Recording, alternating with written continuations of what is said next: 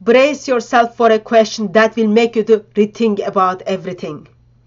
How is that Satan, yes, Satan, can do something that Allah himself, the all-powerful creator, supposedly cannot? The Quran says that Allah cannot have a son because he doesn't have a wife. But guess what? Satan has kids and lots of them. Some says he even lay eggs. So how come Satan can pull off what Allah claims is impossible? Quran Surah 6:101. Allah states that he cannot have a son because he doesn't have a wife or girlfriend or maid. Of course, it is not your fault that Allah is not handsome enough to have a wife, have a girlfriend, or have a maid. That is not your fault. Please don't feel bad about it. As you read the verse, you might be thinking, yes, that is logical for a human being. But for a divine and all-powerful God or deity, does these restrictions make any sense to you? It doesn't make any sense to me. From chapter 6 verse 101, it is clear that Allah's inability to have a wife directly limits him having a son. But things get interesting when you look at the Islamic tradition. First of all, Surah 18 verse 50 talks about Satan and his offsprings. And when you dig into Islamic tradition, you get to see Iblis, Satan, the one is being created by fire, has offsprings. Not just one offsprings. He's got 5 very favorable sons. Did you know that the devil in Islam, called Iblis, also has 5 sons? Iblis whispers to humans to make them commit sin, and to help him with this, he has 5 sons. The first is called Dasim, the second is called Awar, the third is Miswat, the fourth is called Thabar, the fifth and final son of Iblis is called Zalanbur. And yes, you heard it right, all these sons have different responsibilities. How does Satan manage something like this? Muslims asked, how can Satan have offsprings?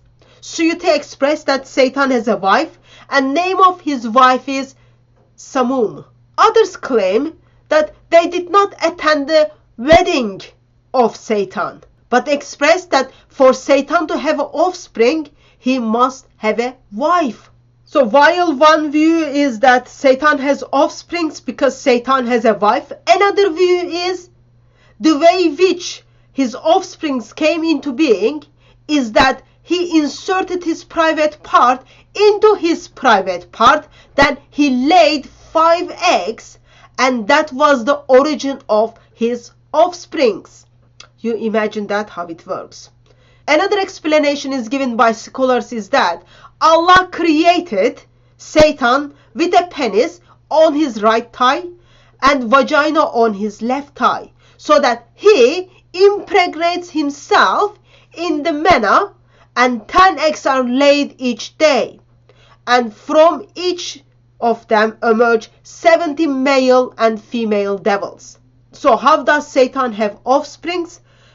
One of the option is Satan has a wife. Second option is Satan, he inserts his private part into his private part and then lays eggs, 5 eggs, and then origin of his offspring comes from that. And then the third option is the way Allah created Satan is very unique. Satan has male private part and woman private part, so Satan impregnates himself and then produces approximately 700 eggs, 700 baby Satans each day.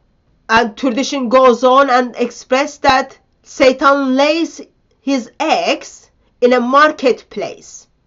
Satan has offsprings from his loins.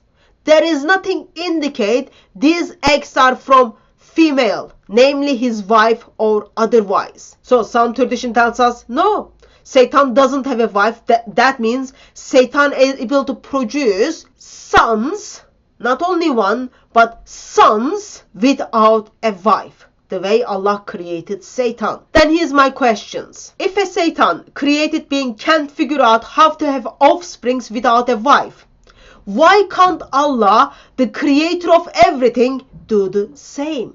If Allah's inability to have wife with a reason that he cannot have a son, then why does his creation, Satan, not face the same limitations? The theological implications are significant.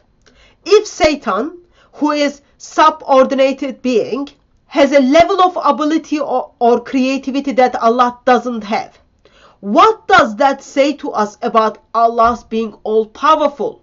Shouldn't the Creator be greater than in every way from his creation? You can go further.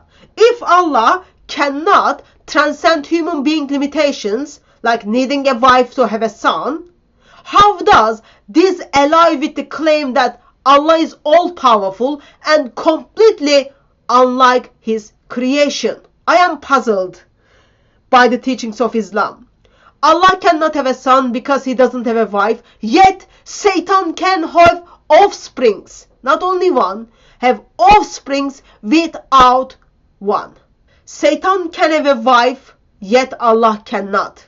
Satan can bypass the need of having a wife altogether, yet make lots of babies by other means. So, then the question is, who holds the power in this scenario? The Creator or the creation? Allah Almighty or the Satan? It looks like to me, it is Satan who holds the power. I told you, this is going to make you question Islam altogether and then make you to think about everything.